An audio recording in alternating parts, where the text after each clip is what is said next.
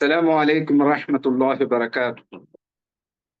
الحمد لله الحمد لله رب العالمين، والصلاة والسلام على سيد الأنبياء والمرسلين وعلى آله وصحبه أجمعين وبعد.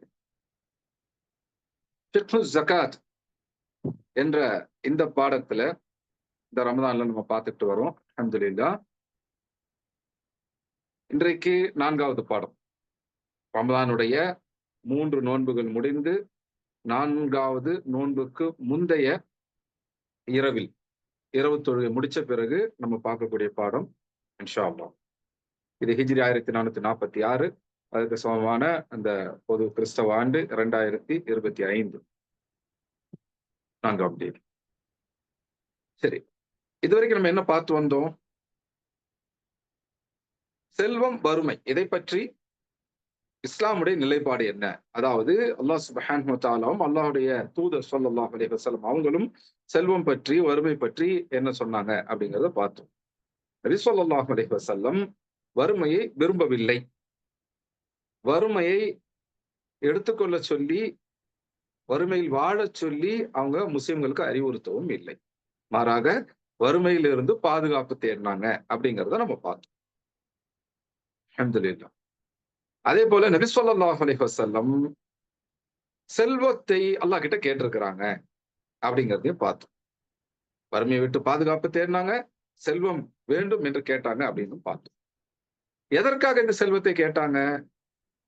உலகத்தை விரும்பக்கூடியவர்கள் எப்படி செல்வத்தை தேடுவார்களோ, எதற்காக செல்வத்தை தேடுவார்களோ அதற்காக அப்படி தேடுமாறு நபி ஸல்லல்லாஹு அலைஹி வஸல்லம் சொன்னாங்களா? அப்படி நபி ஸல்லல்லாஹு அலைஹி வஸல்லம் தேடினாங்களா அப்படின்னா இல்ல.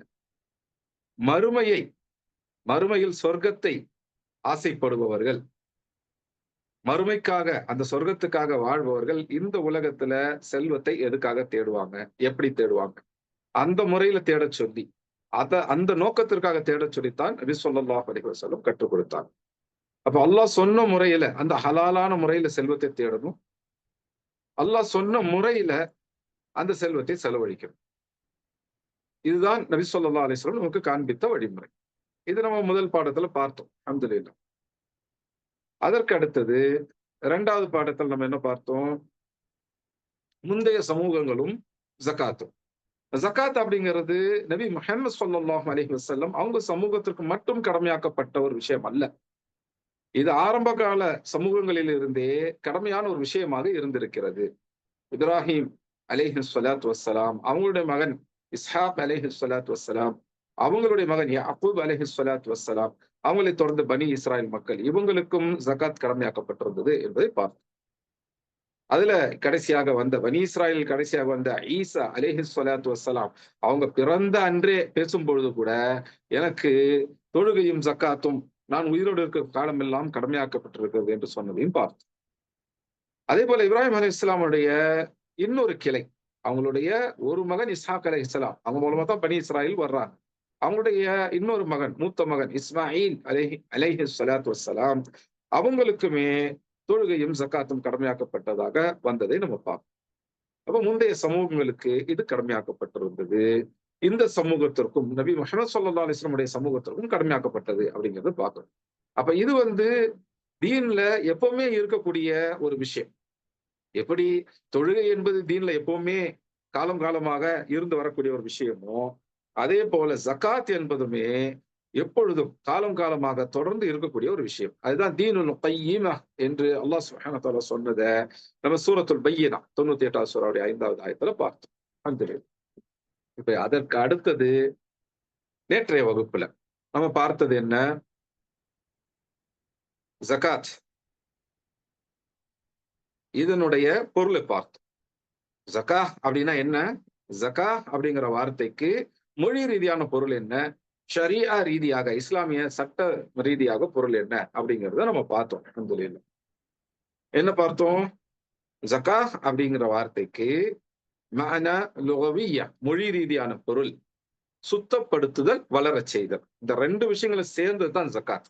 வெறும் சுத்தப்படுத்துதல் மட்டுமல்ல, சுத்தப்படுத்துதல், வளரச் செய்தல்.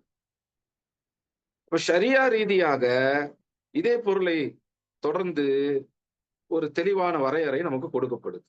அது என்ன? ஷரியா ரீதியாக ஜகாத் அப்படிங்கிற வார்த்தைக்கு அர்த்தம் என்ன அப்படிங்கறத நம்ம பார்த்தோம். ஞாபகம் இருக்கா? ஷரியா ரீதியாக ஜகாத்துங்கிற வார்த்தைக்கு அர்த்தம் என்ன? செல்வத்துல ஒரு குறிப்பிட்ட அளவு நம்ம கிட்ட சேர்ந்துருச்சு. அதுல பெரும்பாலான செல்வங்கள்ல குறிப்பிட்ட காலகட்டம் அது சேர்ந்து இருக்குது அப்படின்னா, அல்லாஹும் அல்லாஹ்வுடைய தூதரும் சொன்ன முறையில அது யாருக்கு கொடுக்கப்பட வேண்டும் என்று அல்லாஹும் அல்லாஹ்வுடைய தூதரும் சொன்னாங்களோ அவங்களுக்கு கொடுக்கப்படுறது. இதன் மூலமாக நம்முடைய செல்வத்தை சுத்தப்படுத்திக் கொள்ளுதல், நம்முடைய செல்வத்தை வளரச் செய்தல். அதே போல இதன் மூலமாக ஜகாத்தை கொடுப்பதன் மூலமாக கொடுக்கக்கூடிய மனிதரும் தன்னுடைய நப்சை சுத்தப்படுத்திக் கொள்ளுதல், தன்னை ஈமானில் வளரச் செய்தல். இதுதான் ஜகா அப்படிங்கிறதுடைய ஷரியா ரீதியான அர்த்தம். சரி, இதை நம்ம பார்த்தோம். அதற்கு அடுத்தது ஜகாத் எந்த அளவுக்கு முக்கியமானது என்பதை பார்க்கும் பொழுது, ஜகா என்ற வார்த்தை குர்ஆன்ல 30 தடவைகள் வந்திருக்குது. அதுல 27 முறைகள் ஸலாஹ் என்பதோடு சேர்த்து, தொழுகை என்பதோடு சேர்த்து தான் ஜகா என்பது சொல்லப்பட்டிருக்கு. அப்ப தொழுகை எந்த அளவுக்கு முக்கியமான கடமை, அந்த அளவுக்கு அதற்கு அடுத்த முக்கியமான கடமை அப்படிங்கிறது ஜகா. தொழுகைங்கிறது ஒரு மனிதன் அல்லாஹ்வுக்கு செய்யக்கூடிய அந்த இபாதத். ஜகாத்துங்கிறது அல்லாஹ்வுக்கு செய்யக்கூடிய இபாதத் தான். ஆனால் அது எப்படி வருது? அல்லாஹ்வுடைய படைப்பினங்களுக்கு, மனிதர்களுக்கு போய் அதற்கு அந்த விஷயம் இபாதத்தாக மாறுது. அப்ப மனிதர்களுக்கு செல்வம் ரீதியாக செய்யக்கூடிய ஒரு விஷயம். இப்ப இபாதத் என்று இருக்கு பாத்தீங்களா? வணக்கம். இந்த வணக்கம் பல்வேறு வகைகள்ல நடக்கும். வணக்கம் இபாதா அப்படிங்கிறது நம்முடைய கல்பு ரீதியாகவும் நடக்கும். மனதினுடைய செயல்பாடாக அமல் பில் கல்பு அப்படியும் நடக்கும். நம்முடைய பேச்சிலும் அது இபாதத்தாக வரலாம். அப்போ பேச்சு ரீதியாகவும் ஒரு இபாதத் நடக்கலாம். அதே போல உடலுடைய செயல்பாடுகள் ரீதியாகவும் இபாதா நடக்கலாம். தொழுகை அந்த மாதிரி உடல் ரீதியான ஒரு செயல்பாடு. செல்வம் ரீதியாகவும் இபாதா நடக்கலாம். இபாதா மாலியா, நம்முடைய மால் செல்வத்தின் மூலமாக இபாதத் செய்வது. அப்ப செல்வத்தின் மூலமா இபாதத் செய்யலாமா? செய்யலாம். அதுதான் ஜக்கா. இப்ப ஜக்கா என்பது செல்வத்தை கொண்டு அல்லாஹ்வை வணங்குவது. ஆனா இன்றைக்கு முஸ்லிம் அல்லாத மக்கள் செல்வத்தை வணங்குவாங்க. செல்வத்துக்கென்று ஒரு கடவுளை உருவாக்கி அந்த அந்த செல்வத்தின் கடவுளை வணங்குவாங்க. செல்வத்தை வணங்குவாங்க இல்லையா? ஆனால் ஒரு முஸ்லிம் ஒருபோதும் செல்வத்தை வணங்குவது இல்லை. எப்பொழுதுமே அல்லாஹ்வைத்தான் ஒரு முஸ்லிம் வணங்குவார். அதற்கு செல்வத்தையும் பயன்படுத்துவார். அப்ப செல்வத்தை கொண்டும் அல்லாஹ்வை வணங்க முடியும். செல்வத்தை கொண்டு அல்லாஹ்வை வணங்கக்கூடிய மிக முக்கியமான முறைதான் ஜக்கா. வர்ஷிப்பிங் அல்லாஹ் த்ரூ அவர் வெல்த். அல்லாஹ்வை நம்முடைய செல்வத்தை கொண்டு வணங்குவது, அதனுடைய முக்கியமான ஒரு நடைமுறை வடிவம் தான் ஜக்கா. சரி, இந்த ஜக்கா அப்படிங்கிற விஷயத்தை பார்க்கும்போது கூடவே சதகா அப்படிங்கிற ஒரு விஷயத்தையும் நம்ம பார்க்க வேண்டியது. சதகா அப்படின்னா என்ன? பொதுவா சதகா அப்படின்னா தர்மம், கடமை அல்லாத தர்மம் அப்படின்னு நம்ம பார்த்திருப்போம். ஆனா அல் குர்ஆன்ல சதகா என்ற வார்த்தையை பார்த்தோம்னா அது ஒற்றைப்படையாக 5 முறைகள் பயன்படுத்தப்பட்டிருக்கு. பன்மை ஒற்றைப்படைனா ஒருமை, ஒருமையாக 5 முறை பயன்படுத்தப்பட்டிருக்கு. சிங்குலராக, முஃப்ரத் ஆக. ஜம்உ ப்ளூரல் பன்மையாக சதகாத் என்ற வார்த்தை 8 முறைகள் வந்திருக்கு. அப்ப சதகா, சதகாத் இந்த அர்த்தம் கொடுக்கக்கூடிய வார்த்தைகள் 13 தடவை குர்ஆன்ல வருது. சதகாங்கிற வார்த்தை குர்ஆன்ல எல்லா நேரமும் ஒரே அர்த்தத்துல, ஒரே பொருள்ல பயன்படுத்தப்படல. சில நேரங்கள்ல கடமை அல்லாத, தானாக முன் கொடுக்கக்கூடிய தர்மம் அப்படிங்கிற அர்த்தத்துல சதகா என்ற வார்த்தை குர்ஆன்ல பயன்படுத்தப்பட்டிருக்கு. அதாவது வாலண்டரி சேரிட்டி, ஆப்ளிகேட்டரி சேரிட்டி இல்ல. அல்லாஹ் கடமையாக்கின தர்மம் அல்ல, அது ஜகா. அல்லாஹ் கடமையாக்காமல் ஒரு மனிதன் தானாக ஒரு முஸ்லிம் தானாக செய்யக்கூடிய அந்த தர்மத்துக்கு சதகா அப்படிங்கிற பெயர் அல் குர்ஆன்ல பயன்படுத்தப்பட்டு வந்திருக்கு. குர்ஆன்ல வேற அர்த்தங்கள்லயும் சதகா அப்படிங்கிற வார்த்தை பயன்படுத்தப்பட்டிருக்கு. வேற என்ன அர்த்தங்கள்ல பயன்படுத்தப்பட்டிருக்கு? ஃபித்யா அப்படிங்கிற அர்த்தத்திலையும் பயன்படுத்தப்பட்டிருக்கு. அல் குர்ஆனுடைய 2வது சூரா, சூரத்துல் பக்ரா, அதனுடைய 196வது ஆயம். 2வது சூரா, அதனுடைய 196வது ஆயம். இதுல இஹ்ராம் உடைய நிலையில் இருக்கும்போது, இஹ்ராம்னா என்ன? ஹஜ்ஜுக்கு அல்லது உம்ராவுக்கு செல்லக்கூடியவங்க இஹ்ராம் என்ற நிலைக்கு போவாங்க. இப்ப ஆண்களாக இருந்தால் தைக்கப்படாத 2 துணிகள், வெள்ளை துணிகள். இதைத்தான் பெரும்பாலும் பயன்படுத்துவாங்க. அது முடியலன்னா வேற துணிகளை பயன்படுத்தலாம். பொதுவாக தைக்கப்படாத 2 வெள்ளை துணிகள். அதுல கீழ இடுப்பிலிருந்து கால் வரை மறைக்கிறதுக்கு ஒண்ணும், மேல நம்ம தோள்கள் எல்லாம் மறைக்கிறதுக்கு ஒண்ணும் என்று 2 துணிகளை பயன்படுத்துவாங்க. பெண்கள் அந்த நேரத்துல க கவனத்தை ஈர்க்காத ஆடை அணிவாங்க.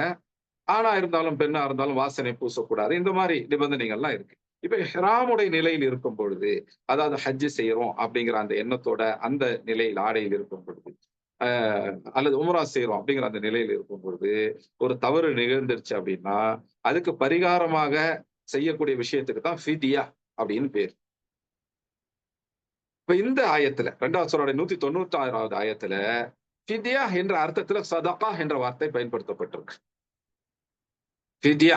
அதுவும் குறிப்பாக ஏழைகளுக்கு உணவு வழங்குவதன் மூலமாக பரிகாரம் செய்து கொள்ளுதல். அந்த வகையான பரிகாரம், அந்த வகையான ஃபித்யாவுக்கு சதகா என்ற வார்த்தை இந்த ஆயத்துல பயன்படுத்தப்பட்டிருக்கு.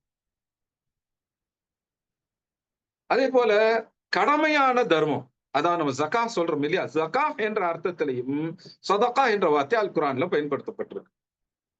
அது நம்ம அல் குர்ஆன்ல 9வது சூரா அதனுடைய 60வது ஆயத். சூரத்து தௌபா 9வது சூராவுடைய 60வது ஆயத். அதுல ஜக்கா என்ற அர்த்தத்துல சதகா என்ற வார்த்தை பயன்படுத்தப்பட்டிருக்கிறத நம்ம பார்க்கிறோம். அப்ப அல் குர்ஆன்ல சதகா என்ற வார்த்தை அது ஒருமையில வரும்பொழுதோ அல்லது பன்மையில் வரும்பொழுதோ வெவ்வேறு அர்த்தங்களை கொடுக்குது. சில நேரங்கள்ல அது தானாக முன்வந்து செய்யக்கூடிய தர்மத்தை குறிக்குது. சில நேரங்கள்ல கட்டாயமாக செய்ய வேண்டிய அந்த தர்மமான ஜக்காத்தை குறிக்குது. சில நேரங்கள்ல இஹ்ராமுடைய நிலையில் இருக்கும் பொழுது செய்யக்கூடிய அந்த ஃபித்யா, குறிப்பாக ஏழைகளுக்கு உணவு வழங்கி செய்யக்கூடிய அந்த பரிகாரம், அந்த ஃபித்யாவை குறிக்குது. இப்ப சதகாங்கிறது இந்த 3 வெவ்வேறு அர்த்தங்கள்ல குர்ஆன்ல பயன்படுத்தப்பட்டிருக்கு. எந்த இடத்துல எந்த அர்த்தம் வருது அப்படிங்கிறத எப்படி கண்டுபிடிக்கிறது? 2 வகைகள்ல அதை தெரிஞ்சுக்கலாம். ஒண்ணு அதற்கு முந்தைய ஆயத்துகள், பிந்தைய ஆயத்துகள், அந்த ஆயத்திலே வரக்கூடிய விஷயங்கள். இதையெல்லாம் பார்க்கும் பொழுதே, இந்த இடத்துல அது கடமை அல்லாத, தானாக முன்வந்து செய்யக்கூடிய தர்மமான பொதுவான சதக்காவை குறிக்குதா? அல்லது கடமையாக்கப்பட்ட அந்த ஜகாத் என்ற பொருள் இது குறிக்கப்படுதா? அப்படிங்கிறத தெரிஞ்சுக்கலாம். அதே போல இது இஹ்ராமுடைய நிலையில் ஏழை மக்களுக்கு உணவளித்து அதன் மூலமாக பரிகாரம் தேடிக்கொள்ளக்கூடிய அந்த ஃபித்யா என்ற அர்த்தத்துல இங்க சதக்காங்கிற வார்த்தை பயன்படுத்தப்படுதா அப்படிங்கிறத நம்ம புரிஞ்சுக்கலாம். ஒன்று அந்த ஆயத்துல வரக்கூடிய விஷயங்கள், அதனுடைய முன் உள்ள ஆயத்துகள், பின் உள்ள ஆயத்துகள் இதன் மூலமாவே தெரிஞ்சுக்கலாம். 2வது முறை நபி ஸல்லல்லாஹு அலைஹி வஸல்லம் இதற்கு என்ன வகையான விளக்கம் கொடுத்தாங்க என்று அவங்களுடைய சுன்னத் முஹம்மது ஸல்லல்லாஹு அலைஹி வஸல்லம் அதை பார்ப்பதன் மூலமாக இந்த ஆயத்துல இது எந்த பொருள்ல பயன்படுத்தப்பட்டிருக்கு அப்படிங்கிறதையும் நம்ம புரிஞ்சுக்கலாம் இன்ஷா அல்லாஹ். அப்போ ஜகாத், சதகா இந்த 2த்தினுடைய வேறுபாடையும் நம்ம தெரிஞ்சுக்கணும். அதே போல ஹதீஸுகள்ல சதகா என்பது சதகத்துல் ஃபித்ர் என்ற அர்த்தத்திலேயும் வருது. ஜகாத்துல் ஃபித்ர் என்று வருது. அதை நம்ம தனியா ஒரு வகுப்பாக இன்ஷா அல்லாஹ் பார்ப்போம். இப்போதைக்கு ஞாபகம் வச்சுக்க வேண்டியது இதுதான். அல் குர்ஆன்ல சதகா என்று அந்த வார்த்தை ஒருமையிலேயோ முஃப்ரதாகவோ அல்லது சதகாத் என்ற பன்மை உடைய அர்த்தத்துல ஜம்முவாகவோ வருது. இது 3 வெவ்வேறு அர்த்தங்கள்ல வருது அப்படிங்கறத பார்த்தோம். ஒன்று தானாக முன் வந்து கொடுக்கக்கூடிய அந்த தர்மம், கடமை அல்லாத தர்மம், வாலண்டரி சேரிட்டி, அல்லது கடமையாக்கப்பட்ட அந்த தர்மம் அது ஜகா, அது ஆப்ளிகேட்டரி சேரிட்டி. 3வது இஹ்ராமுடைய நிலையில தவறு செய்து விட்டால் அதற்கு நஷ்ட ஈடாக பரிகாரமாக கொடுக்கக்கூடிய அந்த ஏழைகளுக்கு கொடுக்கக்கூடிய உணவு, அந்த ஃபித்யா பரிகாரம் அதையும் குறிக்கலாம். இதெல்லாம் இல்லாம சதுகாத் அப்படிங்கிற வார்த்தையும் பயன்படுத்தப்படுது. அது மஹர் என்ற அர்த்தத்துல, அது சதகா இல்ல, சதுகாத் அது மஹர் என்ற அர்த்தத்துல பயன்படுத்தப்படும். சரி, அப்போ சதகா அப்படிங்கிற வார்த்தை பயன்பாட நம்ம தெரிஞ்சுக்கணும். அல்ஹம்துலில்லாஹ். இப்ப ஜக்காத்தினுடைய இன்னும் சில விஷயங்களையும் நாம போன வகுப்புல பார்த்தோம். நேற்றைய வகுப்புல பார்த்தோம். என்ன பார்த்தோம்? ஜக்காத் அப்படின்னா என்ன என்ற கல்வி இல்லாத பொழுது முஸ்லிம் சமூகத்துல நடக்கக்கூடிய பெரும் தவறுகள், அவற்றில் சிலவற்றை ஒரு 3 விஷயங்களை மட்டும் பார்த்தோம். என்னென்ன பார்த்தோம் ஞாபகம் இருக்கா? ஒன்று, எந்தெந்த பொருளுக்கு எவ்வளவு ஜக்காத் என்று தெரியாம, ஜக்காத்தை சரியாக கணக்கிடாம, அவங்களாக ஏதோ ஒரு தொகையை கொடுப்பது. இது ஒரு வகையான தவறு. இது நம்ம பார்த்தோம். 2வது, ஜக்காத் உடைய அந்த தொகை, அந்த செல்வம் அப்படிங்கிறது நமக்கு உரியதல்ல. எப்போ அந்த தொகை ஒரு குறிப்பிட்ட காலகட்டத்தை கடந்து விடுகிறதோ, அப்போ அது அதை பெறக்கூடிய 8 வகையான மக்களுக்கு உரிமை உடையது. அப்ப அந்த பணத்தை வச்சு என்ன செய்யணும்? அந்த செல்வத்தை வச்சு என்ன செய்யணும் அப்படிங்கிறத அந்த மக்கள் தான் முடிவெடுக்கணும். நம்ம வந்து ஆடு, மாடு, ஒட்டகம் ஏதோ ஒண்ணு ஜக்காத்து குடுக்குறோம். அல்லது தங்கம், வெள்ளி ஜக்காத்து குடுக்குறோம். அப்போ அத பெறக்கூடிய மக்கள் என்ன செய்யணும் அப்படிங்கிறத நாம் முடிவு செய்யக்கூடாது. கொடுக்கக்கூடிய நாமோ, அல்லது நம்மிடமிருந்து அதை வாங்கி கொடுக்கக்கூடிய அமைப்புகளோ, இயக்கங்களோ முடிவு செய்யக்கூடாது. பெற்றுக்கொள்ளக்கூடிய அந்த நபர் தான் அதை முடிவு செய்ய வேண்டும். ஏனென்றால் அந்த செல்வம் நம்முடையதல்ல. அது அந்த 8 வகையான மக்களுக்கு உரியது. யார் பெற்றுக்கொள்கிறாரோ அது அவருக்கு உரியது. அது என்ன வகையில செலவு செய்யணும் அப்படிங்கிறத பெற்றுக்கொள்ளக்கூடிய நபர் தான் முடிவு செய்யணும். ஆனால் இன்றைக்கு அப்படி நடக்கிறது இல்ல. அதுல வந்து கொடுக்கக்கூடியவங்க முடிவு செய்யறாங்க அப்படிங்கிறத பார்க்கிறோம். அது நடக்கக்கூடிய தவறுகள்ல 2வது முக்கியமான வகை தவறு. அதே போல 3வது வகை தவறை பார்த்தோம். பெண்கள் நகைக்கு ஜக்காத் கொடுக்கும் பொழுது, பல நேரங்கள்ல அவங்க கொடுக்கறது இல்ல. கணவர்கிட்ட சொல்லி கொடுக்க சொல்றாங்க. ஏன்னா இருக்கிற நகையை விட்டு பிரிவதற்கு பெண்களுக்கு மனது வருவதில்லை. அப்பன்னா உண்மையில மனசால அவங்க ஜக்காத் கொடுக்குறாங்களான்னா இல்ல.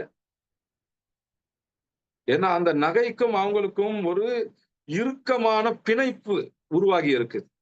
எந்த சூழலிலும் அந்த நகையை பிரிவதற்கு பெண்களுக்கு மனது வருவதில்லை. இப்ப நகையை பிரியக்கூடாது என்பதற்காக என்ன செய்யறாங்க? பணமாக அதை கொடுக்கிறாங்க. இப்ப ஜக்காத்துடைய நோக்கமே இங்க அடிபட்டு போகுது. செல்வத்தோடு இருக்கக்கூடிய அந்த பிணைப்பு, செல்வத்தின் மேல் இருக்கக்கூடிய அந்த ஆசை, அதையெல்லாம் அகற்றுவது ஜக்காத்துடைய நோக்கங்களில் ஒன்று.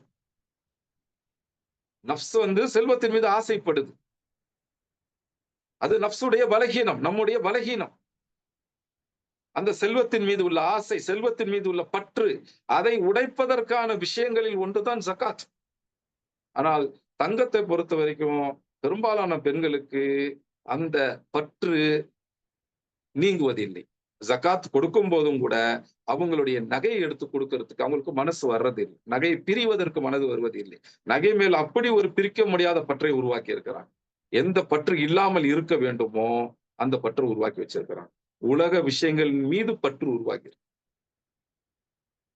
இது மறுமையின் மீது உள்ள பற்றுக்கு எதிரானது.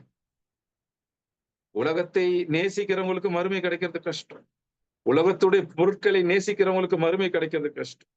உலகத்தை பிரிய மனசு இல்ல அப்படின்னா மறுமையில் சொர்க்கம் கிடைக்கிறது கஷ்டம். அப்படி இருக்கிற சூழல்ல உலகத்தினுடைய செல்வங்களில் ஒன்றான அந்த தங்கத்தை பிரிவதற்கு பல பெண்களுக்கு மனசு வரல அப்படின்னா என்ன அர்த்தம்? அவங்களுடைய மனம் அந்த செல்வத்தோடு கட்டப்பட்டிருக்கிறது. அது மறுமை இலக்காக கொண்ட மனமாக மாறல. ஜக்காத் கொடுப்பதன் மூலமாக நப்சு சுத்தமாகும் என்று இருக்கு பாத்தீங்களா? அந்த சுத்தம்ங்கிறது இங்க சரியான முறையில நடக்கல அப்படின்னு அர்த்தம். அதனுடைய விளைவுகள்ல ஒன்று, பணமாக ஜக்காத்து கொடுக்கிறேன் அப்படின்னு சொல்லும் பொழுது கணவரை விட்டு ஜக்காத் கொடுக்க சொல்றது. அந்த நகைக்கு உரியவர் பெண், ஆனால் ஜக்காத் கொடுப்பது அந்த பெண்ணுடைய கணவர். அப்ப இந்த பெண் ஜக்காத் கொடுத்துட்டாங்களா அப்படின்னு கேட்டா இந்த பெண் ஜக்காத் கொடுக்கல என்று தான் சொல்ல முடியும். ஏனென்றால் ஜக்காத் யார் மீது கடமை? அந்த செல்வத்துக்கு உரியவர் மீதுதான் கடமை. அப்ப இங்க இந்த நகைக்கு உரியவர் யார்? இந்த பெண். அப்போ அந்த நகைக்கு ஜகாத் கொடுப்பது யார் மீது கடமை? அந்த பெண் மீதுதான் கடமை. அந்த பெண்ணுடைய கணவர் மீது கடமை அல்ல. ஆனால் கணவர் தன்னுடைய செல்வத்தை எடுத்து கொடுக்கும் பொழுது அங்க அந்த பெண் ஜகாத் கொடுத்தாங்களா அப்படின்னு கேட்டா கொடுக்கல என்றுதான் சொல்லணும். இந்த தவறுகள் எல்லாம் எந்த அடிப்படையில நடக்குது அப்படின்னு பார்த்தோம்னா, ஜகாத்தை பற்றிய கல்வி இல்லாததனால் நடக்கக்கூடிய தவறுகள் இவை. இமாம் அல் புகாரி அவங்களுடைய அந்த சஹீஹுல் புகாரி என்று நம்ம சொல்றோமே, அந்த நூல்ல, அந்த கிதாபுல கிதாபுல் ஈமான் என்ற அந்த நூலுக்குள்ள, சஹீஹுல் புகாரிக்குள்ள கிதாபுல் ஈமான் இருக்கு. கிதாபுல் ஈமானுக்குள்ள, கிதாபுல் ஈமான்ல கிதாபுல் இல்ம் மன்னிக்கணும், கிதாபுல் இல்ம். கிதாபுல் இல்முல வந்து அவங்க இல்முடைய முக்கியத்துவத்தை பத்தி சொல்லும் போது அல் இல்மு கப்ல அல் கௌலி வல் அமல் என்று சொல்றாங்க. அல் இல்மு கப்ல அல் கௌலி வல் அமல் என்று தலைப்பிடுறாங்க. ஸஹீஹுல் புகாரியை பொறுத்த வரைக்கும் பாட தலைப்புகள் மிக முக்கியமானவை. அந்த பாட தலைப்புகள் அப்படிங்கிறது என்ன? நமக்கு ஸஹீஹுல் புகாரியை விளக்க வந்த அறிஞர்கள் சுட்டி காண்பிக்கிறாங்க. ஃபிக்ஹுல் புகாரி ஃபி தராஜுமுல் அப்வாப். இமாம் அல் புகாரியினுடைய ஃபிக்ஹ் மார்க்க சட்டங்களுடைய விளக்கம் அப்படிங்கிறது அவங்களுடைய பாட தலைப்புகளில் இருக்கிறது. ஸஹீஹுல் புகாரி அப்படிங்கிறது வெறும் ஹதீஸ் தொகுப்பு நூல் அல்ல.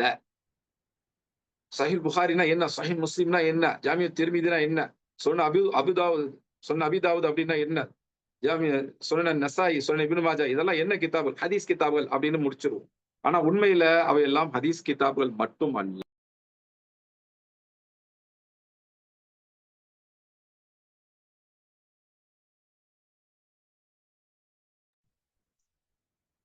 உண்மையில் இந்த நூல்கள் எல்லாம் வெறும் ஹதீஸ் நூல்கள் அல்ல. அப்ப இவையெல்லாம் என்ன நூல்கள்? இவையெல்லாம் ஹதீஸ் அடிப்படையிலான ஃபிக்ஹ் நூல்கள். ஃபிக்ஹ் அப்படின்னா என்ன?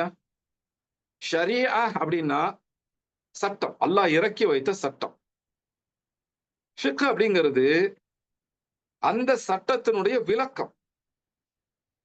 நம்முடைய காலகட்டத்தில் வரக்கூடிய பிரச்சனைகளுக்கு ஷரியாவில் இருந்து தீர்ப்பை தேடுவாங்க. அல்லாஹ் இறக்கி வைத்த அந்த குர்ஆன் சுன்னாவில் இருந்து தீர்ப்பு தேடுவாங்க. அப்போ அந்த தீர்ப்பு அந்த அந்த அறிஞர் குர்ஆன் சுன்னாவில் இருந்து கொண்டு வருவார். அதுதான் அந்த அறிஞருடைய ஃபிக்ஹ். ஃபிக்ஹ் அப்படிங்கிறது மதகுகாரங்களுக்கு உரியது அப்படின்னு சொல்லி தமிழ்நாட்டை தௌஹீத்வாதிகள் பேசி ஃபிக்ஹ் அப்படின்னா குர்ஆன் சுன்னாவை பின்பற்றுபவர்களுக்கு சம்பந்தம் இல்லாத ஒரு விஷயம் அப்படிங்கிற மாதிரி ஆக்கிட்டாங்க. ஆனால் ஃபிக்ஹ் என்ற வார்த்தை குர்ஆனிலையும் வருது, ஹதீஸ்லயும் வருது. இந்த அர்த்தத்திலேயே வருது. மார்க்கத்தினுடைய விளக்கம் அப்படிங்கிற அர்த்தத்திலேயே வருது. அல்லாஹ் யாருக்கு ஹைர் நன்மையை நாடுறாங்களோ அவங்களுக்கு தீனுடைய ஃபிக்ஹை தருகிறார்கள் அப்படின்னு சொல்லி நபி ஸல்லல்லாஹு அலைஹி வஸல்லம் சொல்லியிருக்காங்க. ஸஹீஹ் புகாரில வரக்கூடிய ஹதீஸ் தான். அப்ப ஃபிக்ஹ் அப்படிங்கிறது மார்க்கத்தினுடைய சரியான விளக்கம் அப்படிங்கிறது அல்லாஹ்விடமிருந்து வரக்கூடிய ஒரு ஹைர் நன்மை. ஃபிக்ஹ் அப்படிங்கிறது மார்க்கத்தில் உள்ள ஒரு விஷயம் தான். அது குர்ஆன் சுன்னாவின் அடிப்படையில் அதனுடைய வரம்புகளுக்கு உட்பட்டு அமைந்தால் சஹாபா நபி ஸல்லல்லாஹு அலைஹி வஸல்லம் இருந்து பெற்றுக்கொண்ட அந்த மன்ஹஜ் அந்த உசூலின் அடிப்படையில் அமைந்தால் அது சரியான ஃபிக்ஹ். அது குர்ஆன் சுன்னாவுக்கு முரண்படுது. நபி ஸல்லல்லாஹு அலைஹி வஸல்லம் சஹாபாக்கு கற்றுக் கொடுத்த அந்த மன்ஹஜ் அந்த உசூலுக்கு முரண்படுது அப்படின்னா அது தவறான ஃபிக்ஹ். அப்ப ஃபிக்ஹ் அப்படின்னாலே அது தவறான விஷயம் அப்படின்னு அர்த்தம் இல்லை. ஃபிக்ஹ் என்ற வார்த்தைக்கு நேரடி மொழி ரீதியான அர்த்தம் என்ன? எது நாடப்பட்டதோ அதை புரிந்து கொள்வது. ஃபிக்ஹ் என்ற வார்த்தைக்கு அர்த்தம் என்ன? எது நாடப்பட்டதோ அதை புரிந்து கொள்வது. அப்ப நம்ம ஒரு குர்ஆன் ஆயத்தை பார்க்கிறோம். அதனுடைய ஃபிக்ஹ் அப்படிங்கிறது என்ன? இந்த ஆயத்தின் மூலமாக அல்லாஹ் எதை சொல்ல நாடினார்களோ அதை புரிந்து கொள்வது. அதே போல ஹதீஸ்ல நம்ம பார்க்கிறோம். ஒரு ஹதீஸினுடைய ஃபிக்ஹ் அப்படிங்கிறது என்ன? அந்த அந்த ஹதீஸ்ல வரக்கூடிய வார்த்தைகள் மூலமாக நபி ஸல்லல்லாஹு அலைஹி வஸல்லம் எதை நாடினார்களோ அதை புரிந்து கொள்வது.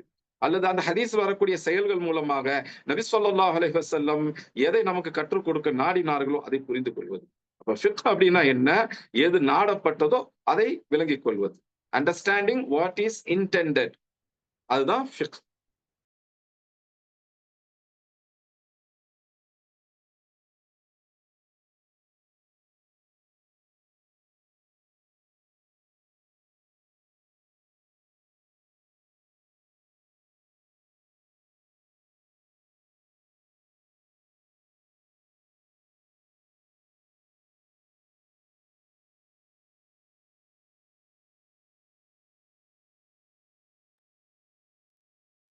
இப்போ ஃபிக்ஹ் அப்படிங்கிறது எது நாடப்பட்டதோ அதை விளங்கிக் கொள்வது அப்படிங்கிற அர்த்தம் கொடுக்கக்கூடியது.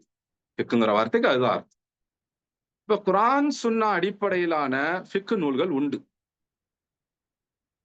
அதுல முதன்மையான நூல் தான் ஸஹீஹ் அல் புகாரி. ஸஹீஹ் அல் புகாரி அப்படின்றது வெறும் ஹதீஸ் நூல் அல்ல. இன்றைக்கு அப்படிதான் வந்து வெறும் ஹதீஸ் நூலாக மக்கள் அதை பயன்படுத்துறாங்க. அது தௌஹீத்வாதிகள் என்று சொல்லக்கூடிய மக்களும் சரி, அஹ்லுல் ஹதீஸ் என்று சொல்லக்கூடிய மக்களில் பலரும் அப்படிதான் நடத்துறாங்க. சுன்ன ஜமாத்ன்னு சொல்றவங்களும் அப்படிதான் வச்சிருக்காங்க. அது ஒரு ஹதீஸ் நூல் அப்படின்னு நினைச்சுக்கிறாங்க. அதுல உள்ள ஹதீஸ்கள்ல இருந்து இவங்க இஷ்டத்துக்கு சட்டங்களை எடுக்கிறாங்க. சரியான அடிப்படைகளை உசூலை கொண்டு எல்லாம் சட்டம் எடுக்கிறது இல்ல. ஆனா இந்த ஹதீஸை கொண்டு எப்படி சட்டம் எடுக்கணும் என்பத நமக்கு இமாம் அல் புகாரி சஹீஹுல் புகாரி மூலமாக கற்றுக் கொடுக்கிறாங்க. எப்படி கற்றுக் கொடுக்கிறாங்க? சஹீஹுல் புகாரியுடைய பாட தலைப்புகள். அந்த பாட தலைப்புகள் என்ன அப்படின்னு பாத்தீங்கன்னா, இமாம் அல் புகாரியுடைய ஃபிக்ஹ், அவங்களுடைய மார்க்க விளக்கம், இமாம் அல் புகாரியுடைய ஃபத்வா, இமாம் அல் புகாரியுடைய மார்க்க தீர்ப்பு. அப்ப அவங்களுடைய ஃபிக்ஹும் ஃபத்வாவும், அவங்களுடைய மார்க்க விளக்கமும் மார்க்க தீர்ப்பும், அதுதான் சஹீஹ் புகாரில வரக்கூடிய பாட தலைப்பு. அப்ப அவங்க ஒரு தீர்ப்பு கொடுக்குறாங்க. அந்த தீர்ப்புக்கு ஆதாரம் என்ன? அதுதான் கீழ வருது. அந்த தலைப்பின் கீழ வரக்கூடிய ஹதீஸ் இருக்கு பாருங்க, அது அந்த தீர்ப்புக்கான ஆதாரம். சில நேரங்கள்ல அந்த தலைப்பின் கீழ குர்ஆன் ஆயத்து இருக்கும். அதுக்கப்புறம் ஹதீஸ் வரும். இமாம் அல் புகாரி குர்ஆனையும் ஆதாரபூர்வமான ஹதீஸ்களையும் கொண்டு ஃபிக்ஹை கற்றுத் தருகிறார்கள். அவங்களுடைய தீர்ப்புகளை கொடுக்கிறார்கள். இதுதான் சஹீஹ் புகாரியுடைய பாடத்தலைப்பு. இப்போ சஹீஹுல் புகாரியில இமாம் அல் புகாரி கொடுத்த ஒரு பாடத்தலைப்பு அல் இல்மு கப்லல் கௌலி வல் அமல். அல் இல்ம் மார்க்கத்துடைய கல்வி. இல்ம் அப்படிங்கிற வார்த்தைக்கு கல்வின்னு அர்த்தம். அது எதை பற்றிய கல்வியாகவும் இருக்கலாம். ஆனால் அல் இல்ம் என்று சொல்லும் பொழுது அது எதை பற்றிய கல்வின்னு இல்ல, குறிப்பாக மார்க்கத்தை பற்றிய கல்வியை, சொர்க்கத்துக்கு போவதற்கு தேவையான கல்வியை சுட்டி காண்பிக்கும். அல் இல்மு மார்க்கத்துடைய கல்வி அப்படிங்கிறது கப்லல் கௌலி வல் அமல், பேச்சுக்கும் செயலுக்கும் முன்னால். பேச்சுக்கும் செயலுக்கும் முன்னால என்ன? கல்வி. அப்ப நம்ம மார்க்கம் சம்பந்தமாக பேசுறோம், மார்க்கம் சம்பந்தமாக நம்ம வந்து செயல் செய்யறோம், அமல் செய்யறோம் அப்படின்னா அதற்கு முன்னால நம்மகிட்ட என்ன இருக்கணும்? அல் இல்ம், அதனுடைய கல்வி இருக்கணும் அப்படின்னு இமாம் அல் புகாரி பாடத்தலைப்பு கொடுக்கிறாங்க. பாடத்தலைப்பு கொடுத்து அதற்கு ஆதாரத்தையும் கொடுக்கிறாங்க. அல் குர்ஆனிலிருந்து ஆயத்தை கொடுக்கிறாங்க. فَاعْلَمْ أَنَّهُ لَا إِلَهَ إِلَّا اللَّهُ وَاسْتَغْفِرْ لِذَنبِكَ وَلِلْمُؤْمِنِينَ وَالْمُؤْمِنَاتِ என்ற அந்த ஆயத்தை கொடுக்கிறாங்க. அதுல என்ன இருக்கு? فَاعْلَمْ أَنَّهُ لَا إِلَهَ إِلَّا اللَّهُ, நீங்க லா இலாஹ இல்லல்லாஹ்வை கற்றுக்கொள்ளுங்கள், அதனுடைய இல்மை பெற்றுக் கொள்ளுங்கள். வஸ்தக்ஃபிர் லிதம்பிக வலில் முஃமினீன வல் முஃமினாத், உங்களுடைய பாவங்களுக்காகவும் முஃமினான ஆண்கள் முஃமினான பெண்களுடைய பாவங்களுக்காகவும் நீங்கள் மன்னிப்பு தேடுங்கள் அப்படின்னு அல்லாஹ்வுடைய கட்டளை இருக்கு. அப்ப இதை வந்து சொல்லுக்கும் செயலுக்கும் முன்னால் கல்வி என்பதற்கான ஆதாரமாக வைக்கிறார். இந்த ஆயத்தை நம்ம கொஞ்சம் பார்த்துக்கணும் இன்ஷா அல்லாஹ். இது இந்த ஒரு விஷயத்துக்கு மட்டும் இல்ல, ஜக்காத்துடைய விஷயத்துக்கு மட்டும் இல்ல, மார்க்கம் சம்பந்தமாக எந்த விஷயத்தை நாம பேசுறதாக இருந்தாலும், மார்க்கம் சம்பந்தமான எந்த ஒரு செயலை, எந்த ஒரு அமலை நாம செய்வதாக இருந்தாலும் அதற்கு முன்னால் மார்க்கத்துடைய கல்வி அவசியம். இப்ப ஜக்காத்து நம்ம வந்து கொடுக்க போறோம் அப்படின்னா ஜக்காத்தை பற்றி கல்வி அவசியம். அப்பதான் எந்த பொருள்களுக்கு ஜக்காத் இருக்குதுங்கிறதே முதல்ல நமக்கு தெரியும். இன்றைய காலகட்டத்துல ஒரு மனிதன் பல்வேறு சொத்துக்களை வச்சிருக்கிறார், பல்வேறு முதலீடுகளை செஞ்சிருக்கிறார். ஆனா ஜக்காத்துங்கிறது தங்கத்துல மட்டும்தான் கொடுக்கிறார். வெளியில கூட பலரும் கொடுக்கறது இல்ல. வீட்டுல வெள்ளி பாத்திரங்கள்லாம் வச்சிருக்கிறாங்க. வெள்ளி நகைகள் இன்னைக்கு குறைவா இருக்கலாம், ஆனா வெள்ளி பாத்திரங்கள் இருக்கு. சிலர் வீட்டுல வெள்ளி நகைகளுமே இருக்கு. இன்னைக்கு ஆண்கள்லாம் கூட வெள்ளி நகைகள் போட்டுக்கிறாங்க. நபி ஸல்லல்லாஹு அலைஹி வஸல்லம் ஒரு மோதிரம் தான் அணிஞ்சிருந்தாங்க, வெள்ளி மோதிரம். ஆனால் அதை அவர் ஆதாரமா வச்சுக்கிட்டு இன்னைக்கு பல ஆண்களும் என்ன செய்யறாங்க? கழுத்துல வந்து செயின் போட்டுக்கிறாங்க, இன்னும் கையில பிரேஸ்லெட் போட்டுக்கிறாங்க. சோ ஆண்களுக்கும் நெக்லஸ், பிரேஸ்லெட், பெண்களை போன்று நகைகள் அணியும் பழக்கம் இன்னைக்கு வந்துருச்சு. கேட்டா வெள்ளி கூடும் அப்படின்னு ஒரு இதெல்லாம் வைக்கிறாங்க. வெள்ளியில நபி ஸல்லல்லாஹு அலைஹி வஸல்லம் அவங்களும், அவங்களை பார்த்து அவங்களுடைய தோழர்களான சஹாபாவும் எத்தனை நகை அணிஞ்சிருந்தாங்க, என்ன விதமான நகை அணிஞ்சாங்க, அதை முதல்ல பார்க்கணும். வெள்ளியில ஒரே ஒரு மோதிரம் அணிஞ்சிருந்தாங்க, அதுதான். மற்றபடி வெள்ளியில வந்து கழுத்துல செயின் போட்டுக்கல, வந்து கைகள்ல பிரேஸ்லெட் எல்லாம் போட்டுக்கல. ஆனா இன்றைக்கு பல ஆண்கள்கிட்டயும் இது பழக்கமாக இருக்கு. அப்படி சரி, ஆண்கள் பெண்கள் கிட்ட கூட வந்து வெள்ளி கொலுசு அதெல்லாம் இருக்கு. வெள்ளியிலேயே சில நகைகள் பெண்களும் வச்சிருக்கிறாங்க. இது இல்லாம வெள்ளி பாத்திரங்கள் வச்சிருக்கிறாங்க. இப்ப இந்த பாத்திரங்களுக்கோ இல்ல இந்த வெள்ளி நகைகளுக்கோ ஜக்காத் கொடுக்குறாங்களா அப்படின்னு கேட்டா பெரும்பாலும் கொடுக்கறது இல்லை. தங்கத்துல ஜக்காத் அப்படிங்கிற ஒரு விஷயம் தான் பெரும்பாலான மக்களுக்கு தெரியுது. வேற எந்தெந்த பொருள்களுக்கு ஜக்காத் என்பது தெரியறதே இல்லை. அப்போ பல பொருட்களுக்கு, பல செல்வங்களுக்கு ஜக்காத் கொடுக்கப்படாமலேயே இருக்கிறது. பல செல்வங்களுக்கு ஜக்காத் கொடுக்கப்படாமலேயே இருக்குது. இப்போ இன்றைக்கும் விவசாயம் செய்யக்கூடிய மக்கள் முஸ்லிம்கள் இருக்கிறாங்க நம்ம தமிழ்நாட்டிலேயே. அறுவடை நடக்குது. இந்த அறுவடையில இருந்து ஜக்காத் கொடுக்கணும். ஆனா அறுவடையில இருந்து ஜக்காத் வர்றதில்ல. அந்த அறுவடையிலேருந்து இவங்ககிட்ட பணம் போய் சேர்ந்து, அந்த பணத்த செலவெல்லாம் போக தங்கம் வாங்குனாங்கன்னா, அந்த தங்கம் 1 வருஷத்துக்கு இருந்துச்சுன்னா, அதுக்கு பிறகு அந்த தங்கத்துக்கு ஜக்காத் குடுக்குறாங்க. ஆனா அந்த அறுவடை பொருளிலிருந்து ஜக்காத் வருவதே இல்லை. அறுவடைக்கு ஜக்காத் இருக்குது அப்படிங்கிறது அவங்களுக்கு தெரியறதே இல்ல. அதனால அறுவடையிலிருந்து ஜக்காத் வர்றதே இல்ல. அப்ப ஜக்காத் கடமையான பின்னரும், ஜக்காத் கொடுக்காமல் விட்ட குற்றத்துக்கு அவங்க ஆளாகுறாங்க. இந்த மாரி நெறைய விஷயங்கள சொல்லலாம். அப்ப இது எல்லாத்துக்கும் அடிப்படை காரணம் என்ன? அதைப் பற்றி கல்வி இல்லாதது. அதுதான் இமாம் புகாரி அவங்களுடைய ஃபிக்ஹாக, அவங்களுடைய ஃபத்வாவாக நமக்கு சுட்டி காண்பிக்கிறாங்க. அல் இல்மு கப்ல அல் கவ்லி வல் அமல். பேச்சுக்கும் செயலுக்கும் முன்னால் கல்வி. பேச்சுக்கும் செயலுக்கும் முன்னால கல்வி இருக்கணும். இப்ப நாம வியாபாரத்துல ஈடுபட போறோமா? வியாபாரத்துல அல்லது நம்ம வேலைக்கு போறோமா? வியாபாரத்தினுடைய வேலையினுடைய மார்க்க சட்டம் என்ன நமக்கு தெரிஞ்சிருக்கும். எது ஹலாலான வேலை, எது ஹலாலான வியாபாரம் அப்படிங்கிறது நமக்கு தெரிஞ்சிருக்கும். அதை செய்யக்கூடிய ஹலாலான முறை எது அப்படிங்கிறது நமக்கு தெரிஞ்சிருக்கணும். அதுல ஹராமான முறைகள் என்னென்ன அதெல்லாம் நமக்கு தெரிஞ்சிருக்கணும். அப்பதான் அந்த ஹராமை விட்டு விலக முடியும். உமர் இப்னு ஹத்தாப் ரலியல்லாஹு அன்ஹு அவங்களுடைய ஹிலாஃபத் நபி முஹம்மது ஸல்லல்லாஹு அலைஹி வஸல்லம் மரணிச்ச பிறகு அபூபக்கர் ரலியல்லாஹு அன்ஹு முஸ்லிமுடைய ஹலீஃபாவாக ஆட்சி தலைவராக ஆகுறாங்க. 2.25 வருடங்கள் ஆட்சி செய்றாங்க. அதுக்கு பிறகு அவங்க மரணிச்சிடுறாங்க. அதற்கு அடுத்தது உமர் ரலியல்லாஹு அன்ஹு முஸ்லிமுடைய ஹலீஃபாவாக ஆட்சி தலைவராக ஆறாங்க. அவங்க காலத்துல இருந்து அந்த அமீருல் முஃமினீன் என்ற அந்த வார்த்தை பழக்கத்துல வருது. மூமின்களுடைய அமீராக கட்டளையிடக்கூடியவராக இருக்கிறாங்க. அந்த உமர் ரலியல்லாஹு அன்ஹுடைய ஆட்சி காலத்துல மதீனாவுல சந்தை இருக்கும். மார்க்கெட் இருக்கும். ரசூலுல்லாஹ் காலத்துல உருவாக்கப்பட்ட மார்க்கெட் தான். அப்ப அந்த மார்க்கெட்ல சந்தையில கடை பிடிக்கணும் அப்படின்னா, இன்னைக்கு நம்ம மார்க்கெட்ல கடை பிடிக்கணும் என்ன செய்வோம்? ஏலத்துல போய் எடுப்போம். காசு கொடுக்க முடிஞ்சா, அட்வான்ஸ் கொடுக்க முடிஞ்சா கடை எடுத்துறலாம். இல்ல அதுக்கான கூடுதல் பணம், பகடி பணம்லாம் சில ஊர்கள்ல சொல்லுவாங்க. அதெல்லாம் குடுத்தா எடுத்துறலாம். ஆனா, முஸ்லிம்களுடைய மார்க்கெட்ல உமர் ரலியல்லாஹு அன்ஹுடைய கிலாஃபாவுல மார்க்கெட்ல கடை எடுக்கணும் அப்படின்னா, முதல்ல கடைய கேட்கிறவங்க சோதிக்கப்படுவாங்க. என்ன சோதனை? பணம் இருக்குதா? அப்படின்னா, இல்ல. உங்களுக்கு ஹலால், ஹராம் தெரியுமா? குறிப்பாக வியாபாரத்தினுடைய கொடுக்கல் வாங்கலுடைய ஹலால், ஹராம் தெரியுமா? சாப்பிடுற பொருள் ஹலால், ஹராம பத்தி அங்க கேட்க மாட்டாங்க. நீங்க வியாபாரத்துல இறங்குறீங்க அப்படின்னா, கொடுக்கல் வாங்கல், பையிங் அண்ட் செல்லிங் இருக்கு இல்லையா? விக்கிறது, வாங்குறது. அதேபோல அவங்களுக்குள்ள அந்த டிரான்சாக்ஷன்ஸ் கொடுக்கல் வாங்கல், இதனுடைய ஹலால், ஹராம் தெரியுமா? அதாவது இஸ்லாமினுடைய நிதி மற்றும் பொருளாதார சட்டங்கள்ல உள்ள ஹலால், ஹராம் தெரியுமா? அப்படின்னு சோதிப்பாங்க. அவருக்கு அந்த சட்டங்கள் தெரிஞ்சால் தான் அவருக்கு கடை கொடுக்கப்படும். மார்க்கெட்ல கடை ஒதுக்கப்படும். இல்லை என்றால் கடை ஒதுக்கப்படாது. அதே போல தான் அதற்கு ஒரு நூற்றாண்டுக்கு பிறகு மதீனாவுல இமாம் மாலிக் இப்னு அனஸ் அல் அஸ்பஹி, மாலிகி மதவுடைய ஸ்தாபகர் இன்றைக்கு சொல்லுவாங்க. இமாம் மாலிக் இப்னு அனஸ் அஹ்லுல் ஹதீஸினுடைய இமாம், இமாம் அஹ்லுல் ஹதீஸ், இமாம் தாருல் ஹிஜ்ரா அப்படின்னு எல்லாம் அவங்களுக்கு பட்டப்பெயர் உண்டு. அந்த இமாம் மாலிக் இப்னு அனஸ் அதையே தான் செய்வாங்க. மதீனாவுல யாராவது மார்க்கெட்ல கடை போட்டிருக்காங்கன்னா, இமாம் மாலிக் போய் அவங்க கிட்ட இவங்களுக்கு இந்த கொடுக்கல் வாங்கல் சம்பந்தமான விக்கிறது வாங்குறது சம்பந்தமான சட்டங்கள் அதுல ஹலால், ஹராம் தெரியுமா அப்படிங்கிறத சோதிப்பாங்க. அந்த கடைக்காரருக்கு தெரியல அப்படின்னா, மதீனாவுடைய ஆட்சியாளர், மதீனாவுடைய கவர்னருக்கு, மதீனாவுடைய ஆளுநருக்கு இமாம் மாலிக் உடனே தகவல் அனுப்புவாங்க. இவருக்கு இஸ்லாமிய வியாபார சட்டங்களுடைய ஹலால், ஹராம் தெரியல. இவருடைய அந்த லைசென்ஸ கேன்சல் பண்ணிடுங்க. மார்க்கெட்ல கடை வைக்கிறதுக்கான அந்த அனுமதியை ரத்து செஞ்சிருங்க என்று சொல்லி இமாம் மாலிக் ஆளுநருக்கு சொல்லுவாங்க. ஏன் உமர் ரலியல்லாஹு அன்ஹு போன்ற நபி தோழர்களும், அதற்கு பிறகு ஒரு நூற்றாண்டுக்கு பிறகும் கூட இமாம் மாலிக் இப்னு அனஸ் போன்ற பெரும் அறிஞர்களும் இந்த விஷயத்த இவ்வளவு வலியுறுத்துறாங்க. ஏனென்றால் யாருக்கு ஹலால், ஹராம் தெரியலையோ அவர் ஹராமில் விழுவதற்கான வாய்ப்புகள் மிக அதிகம். அப்ப எந்த விஷயத்துல இறங்குனாலும் அதை பற்றிய கல்வி அப்படிங்கிறது நமக்கு இருக்கணும். அப்படி இல்லன்னா, அத பற்றி நம்ம பேசக்கூடிய பேச்சுல தவறுகள் நிறைய வரும்.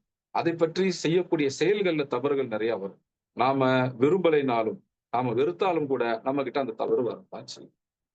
இப்ப ஜக்காத்தினுடைய விஷயம் அப்படித்தான். நேத்து சொன்னதுடைய தொடர்ச்சியாக இன்றைக்கு நான் மறுபடியும் அத வலியுறுத்தி சொல்றேன். என்னது? ஜக்காத்தினுடைய கல்வி ஒவ்வொரு முஸ்லிமுக்கும் இருக்கணும். ஏன்? இஸ்லாமினுடைய 5 அடிப்படைகளில் ஜக்காத் ஒன்று. எப்படி தொழுகை நமக்கு கலிமா சொன்ன பிறகு ஷஹாதத் சொன்ன பிறகு கடமையோ, எப்படி ரமதானுடைய நோன்பு கடமையோ, எப்படி ஓரளவுக்கு செல்வம் செஞ்சுட்டா ஹஜ்ஜு கடமையோ, அது மாதிரி ஜக்காத் கடமை. இன்னும் கேட்டால் ஹஜ்ஜுக்கும் ரமதானுடைய நோன்புக்கும் முன்னால முன்னுரிமை உடையது ஜக்காத். தொழுகைக்கு அடுத்த முக்கியத்துவம் உடையது ஜக்காத். அப்போ எப்படி நம்ம ஒவ்வொருத்தருக்கும் தொழுகையுடைய சட்டம் தெரிஞ்சிருக்கணும், எப்படி ரமதான்ல நோன்பு வைக்கிறதுடைய சட்டம் தெரிஞ்சிருக்கணுமோ, அதே போல ஜக்காத்துடைய சட்டம் ஒவ்வொரு முஸ்லிமும் தெரிந்து வைத்திருக்க வேண்டிய ஒரு விஷயம். ஒவ்வொரு முஸ்லிமும் அவசியமாக கட்டாயமாக தெரிந்து வைத்திருக்க வேண்டிய சட்டம். ஜக்காத்துடைய சட்டம்ங்கிறது நமக்கு கட்டாயம் தெரியும். இமாம் அல் புகாரியுடைய அந்த தீர்ப்பை தான் இங்க நான் நினைவுற்றேன். அல் இல்மு கப்லல் கௌலி வல் அமல். பேச்சுக்கும் செயலுக்கும் அமலுக்கும் முன்னால் அதனுடைய கல்வி. சரி, அந்த கல்வியை நம்ம ஆரம்பிக்கிறோம் இன்ஷா அல்லாஹ். இப்ப இன்றைக்கு நம்ம ஜகாத்துங்கிற வார்த்தையுடைய பொருளை பார்த்தோம். நேத்து பார்த்தோடைய தொடர்ச்சி தான். சதகா என்ற வார்த்தையினுடைய பொருளை பார்த்தோம். சதகா என்ற வார்த்தை அல் குர்ஆன்ல 13 முறைகள் பயன்படுத்தப்படுது. அதுல ஒருமையாக 5 முறையும், அதாவது சிங்குலர் முஃப்ரதாக 5 முறையும், சதகாத் என்று ஜம்உ பன்மை ப்ளூரலாக 8 முறையும் பயன்படுத்தப்படுது அப்படின்னு பார்த்தோம்.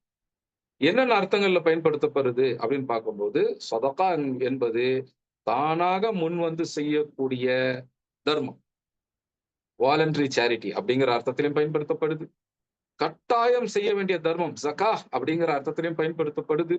இஹ்ராமுடைய நிலையில் இருக்கக்கூடியவர் தவறு இழைத்து விட்டால் அதற்கு ஃபித்யாவாக ஏழைகளுக்கு உணவளிப்பது அப்படிங்கிற, அந்த ஏழைகளுக்கு உணவளிப்பது என்ற கோணத்தில் உள்ள ஃபித்யா என்ற அர்த்தத்திலையும் குர்ஆன்ல பயன்படுத்தப்பட்டிருக்கு அப்படின்னு நம்ம பார்க்கணும். இதெல்லாம் சதகா என்பதுடைய அர்த்தங்கள் பார்த்துட்டோம். அப்ப ஜகா, சதகா இந்த 2 வார்த்தைகளுடைய பொருளை நம்ம பார்த்துட்டோம். இன்னும் 2 வார்த்தைகளுடைய பொருளை நம்ம இன்னைக்கு பார்க்க போறோம் இன்ஷா அல்லாஹ். அவை என்ன? ஒன்னு நிஸ்வாப், இன்னொன்னு ஹவுல். இந்த 2 வார்த்தை இன்னைக்கு அறிமுகம் தான் பார்க்க போறோம். பின் வரக்கூடிய வகுப்புகள்ல அவற்றை பற்றி விரிவான விளக்கங்களை நம்ம பார்ப்போம் இன்ஷா அல்லாஹ். நிஸ்வாப் அப்படிங்கிறது என்ன?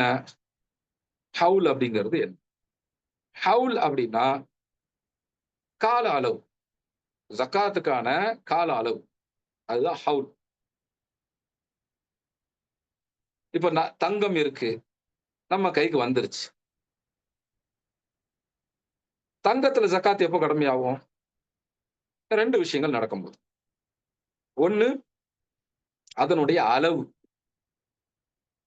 85 கிராம் தங்கம் சேர்ந்துருச்சு அப்படின்னா ஜக்காத் கடமையாகும். 84 கிராம் இருக்குது, அப்போ வரைக்கும் ஜக்காத் கடமையாகாது. 10 பவுன் இருக்கிற வரைக்கும் கடமையாகாது. 10 பவுன் தாண்டிடுச்சு. ஒரு பவுனுங்கிறது எவ்வளவு? 8 கிராம். அப்ப 80 கிராம்ங்கிறது 10 பவுன். 84 கிராம் அப்படிங்கிறது 10.5 பவுன். இது வரைக்கும் ஜக்காத் கடமை இல்லை. அதுல இருந்து 1 கிராம் கூடிடுச்சு, 85 கிராம் தொட்டுட்டோம், ஜக்காத் கடமை ஆயிடுச்சு. அப்ப யாருக்கிட்ட 10.25 பவுன் 11 பவுன் இருக்குதோ அவங்களுக்கு ஜக்காத் கடமை.